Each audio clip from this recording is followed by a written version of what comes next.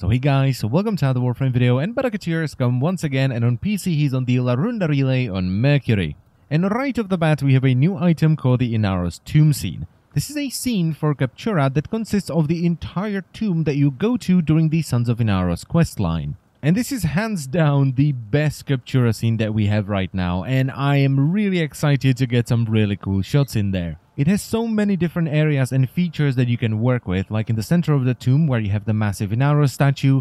Then you have the surrounding tunnels, which have fantastic atmosphere. They're kind of gloomy and covered in cobwebs, and some of the walls are covered in sort of Egyptian-ish style paintings, which is awesome. Then you have the outside of the tomb, which looks fantastic as well. There's a lot of sunlight coming in, so it's very bright. And if you turn right before you go into the tomb, there's also this neat dark tunnel that goes through the mountain. So yeah, even though it's just one tile set, there is so much variety in this tile set. You need to get this if you're into Captura, because it's just fabulous. I love it. Next up, we have Prime Target Cracker, which at maximum rank is going to give you plus 110% bonus critical damage on secondary weapons. This is a really good mod. Then he brought Primed Rifle and Shotgun Ammo Mutation, and these are useful on some weapons. The Rifle Ammo Mutation, for example, is good for weapons like the Amprex and Ignis, and the Shotgun Ammo Mutation is really good for something like the Comb. He also brought Quanta Vando, which is a really solid primary weapon. It's sort of a mixture between a beam and an explosive weapon, where the primary fire fires a continuous beam and the secondary fire fires cubes that explode either when they hit enemies or when you shoot them. It does pure electricity damage, which is perhaps the best single element that you can have on a weapon. It has decent status chance on both fires, and it has 10% crit chance on the primary fire, which is nice as well. Then he brought the Quanta Ofe skin, which overall is a pretty cool skin. It's sort of a military type of paint,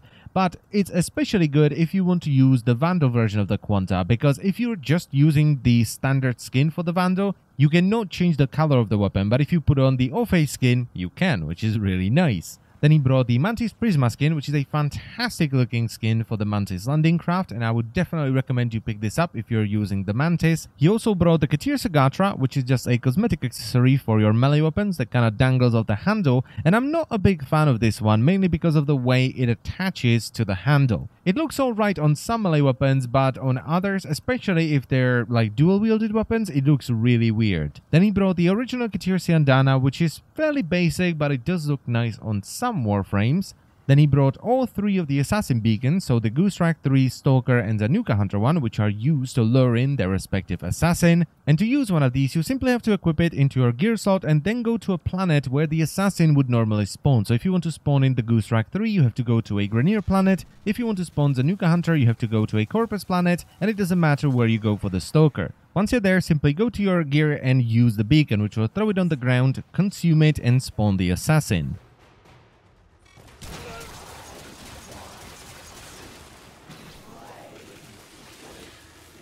And as always, the final item on the menu is the Sons of Inaros questline blueprint, which is the item you need if you want to get Inaros. Now, my recommendations for this week are pretty straightforward. Just get Prime Target Cracker no matter what, because this is a mod you will use on a lot of secondary weapons, and it powers them up a lot. It turns a lot of secondary weapons into a complete monster. Then if you want to get a cool and kind of unique primary weapon, get Quanta Vando. And finally, if you're into Captura, definitely get the Inaros tomb scene. But then again, these are just my personal recommendations, so if you want to get all the skins first, go right ahead.